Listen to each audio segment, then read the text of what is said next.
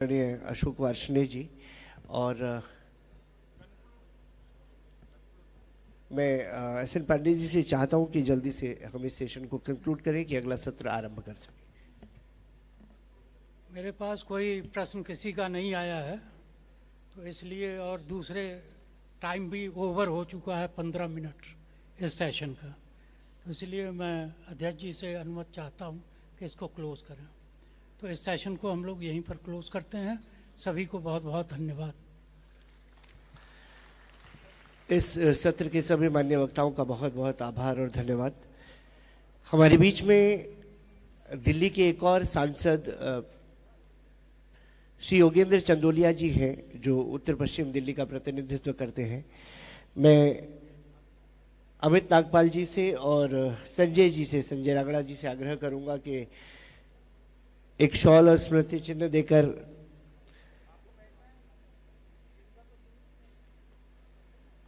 उनका सम्मान करें। योगेंद्र चंदोलिया जी दिल्ली,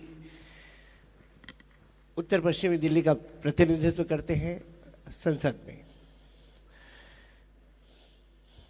सुबह हमारे उद्घाटन सत्र में हमें जिनकी उपस्थिति का सौभाग्य मिला, राजेंद्र अग्रवाल जी और डॉक्टर भोला सिंह जी एक बार फिर से हमारे बीच में हैं। मैं अनंत बिरादर जी से इस सत्र संचालन के लिए आग्रह करता हूं कि आगे के लिए अनंत जी इस सत्र को संचालित करें।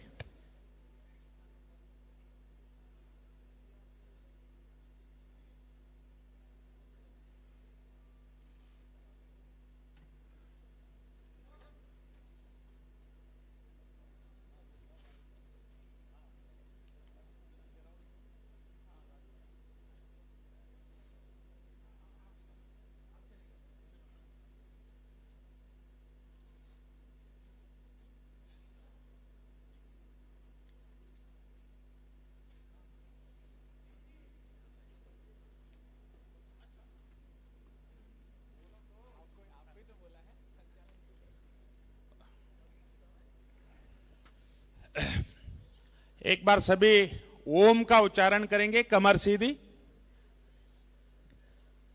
सीधी करके गहरी सांस लेते हुए 3 बार ओम का उच्चारण हम करेंगे।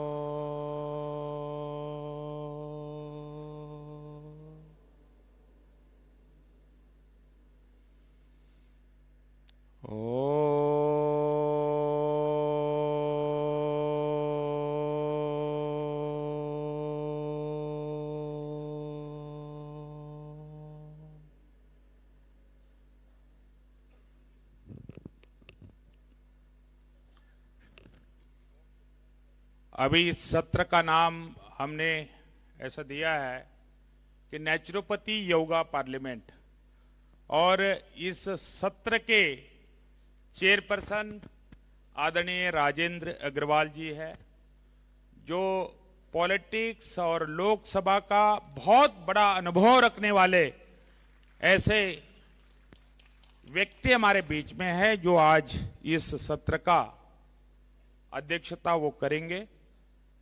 और इनके साथ साथ हमारे दूसरे स्पीकर, दूसरे मेंबर ऑफ पार्लियामेंट हमारे बीच में हैं, उनका भी हम हार्दिक स्वागत और अभिनंदन करते हैं।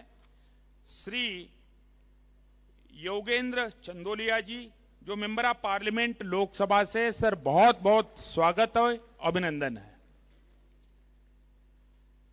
और हमारे बीच में जैसे उद्घाटन सत्र में भी आदरणीय डॉक्टर भोला सिंह सर हमारे बीच में थे, जैसा मैंने उनके बारे में बताया था कि जो भी ये नेचुरोपैथी का मूवमेंट, योग नेचुरोपैथी का मूवमेंट चल रहा है, तो आदरणीय भोला सिंह जी हमारे पीछे खड़े हैं। और जो भी इस प्रकार का विषय आता है कि नेचुरोपैथी योग के बारे में पार्लियामेंट में रखना है या कंसर्न मिनिस्टर के पास जाना है, बात करना है, ये सभी विषय हम उनके माध्यम से प्रयास करते हैं। हमारे राजू बिष्ट जी भी है, मेंबर ऑफ पार्लियामेंट है। तो ऐसे अनेक मेंबर ऑफ पार्लियामेंट के साथ हम प्रयास करते हैं कि नेचुरोपैथी योग का विषय जो पॉलिसी मेकर्स है, जो देश की नीति तय करते हैं पार्लियामेंट के अंदर बैठ के, तो हम यहां पर मेनली एकत्रित इसीलिए हुए कि नेचुरोपैथी की भी नीति पहली बार बन रही है। तो उस विषय में मैं माननीय संसद सदस्य इनके सामने मैं विषय रखना चाहता हूं। सर, एट प्रेजेंट देश में केवल 3 ऑटोनोमस बॉडी काम करते हैं नेचुरोपैथी के लिए। ये बाकी जो लोग हैं, जो प्रैक्टिशनर है, उनके लिए भी बहुत जरूरी है। इतने बड़े देश में केवल नेचुरोपैथी योग के लिए 3 ऑटोनोमस बॉडी काम करते हैं।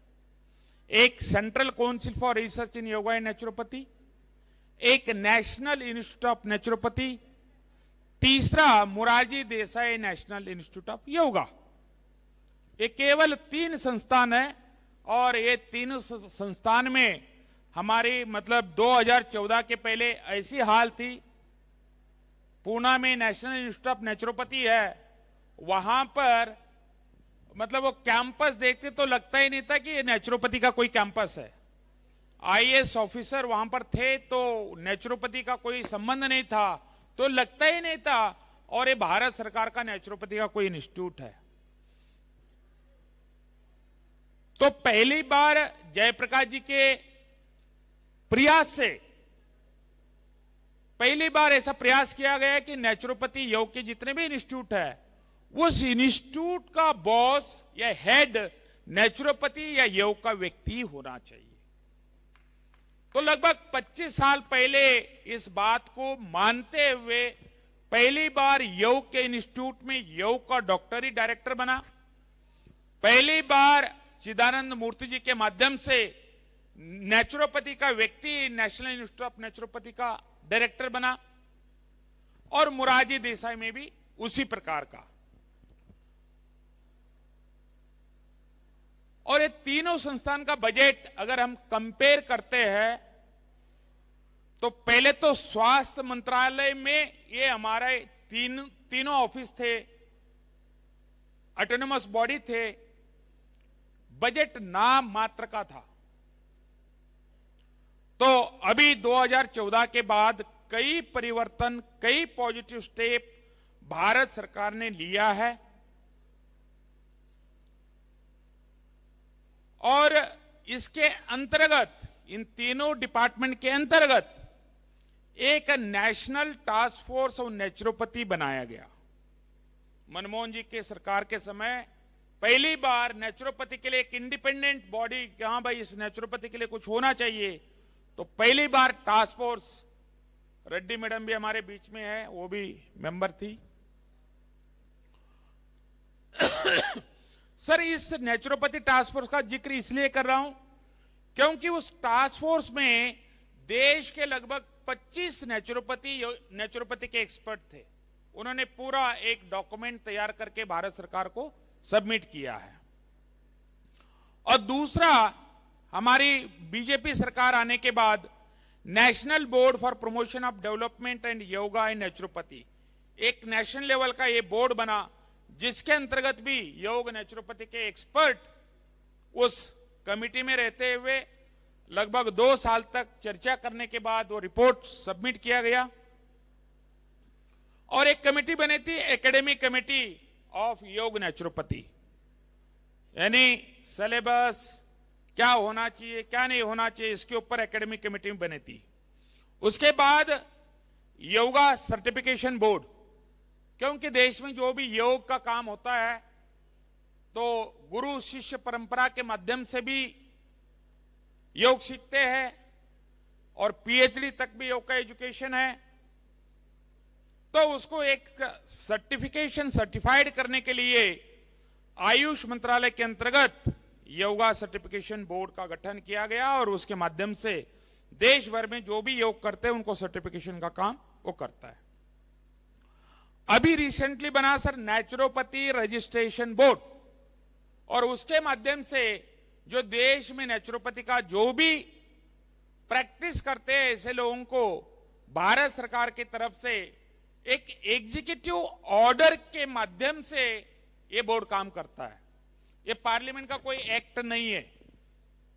तो हम यही चाहते हैं सर कि नेचुरोपैथी रजिस्ट्रेशन बोर्ड के स्थान पर जो एक्ट बनना है तो उसके माध्यम से ये होना चाहिए। और योग नेचुरोपैथी छोड़ के होम्योपैथी, सिद्धा, यूनानी, सोवा रिप्पा, देखो ये सोवा रिप्पा तो इतना छोटा है, जम्मू कश्मीर के लद्दाख एरिया में एक ट्रेडिशनल मेडिसिन मिलता है, उस केवल एक स्टेट के, एक डिस्ट्रिक्ट के पार्ट में जो थेरेपी चलती है उसको, उसके लिए पार्लियामेंट का एक्ट बना है। तो पूरा कंट्रोलिंग, रेगुलेशन, वो सभी स्टैंडर्डाइजेशन के काम करती है।